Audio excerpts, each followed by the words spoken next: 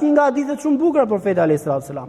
Ka shumë njerëz që janë shumë të famshëm në tokë, i shefti me të gjitha të mirat materiale, i njeh çdo kush të famshëm, pasuri, mbretëri e gjitha me radh, nuk ka njeri që nuk i njeh, mirë po në qiell thot në botën qiellore janë të panjohur, nuk i njeh askush.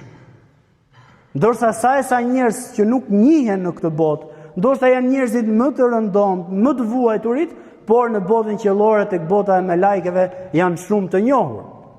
Tek Allahu kanë pozita shumë të larta.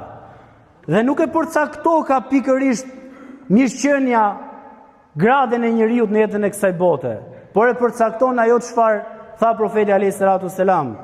Inna Allah la yanzuru ila suwarikum wala ila ajsamikum walakin yanzuru ila qulubikum wa a'malikum. Allahu nuk shikon fare pozita të kësaj natyre, nuk shikon fytyrat e juaja, pozitat e juaja, trupat e juaj, po shikon zemrën tuaj, shikon punën tuaj në raport me Allahun xhelleshanu.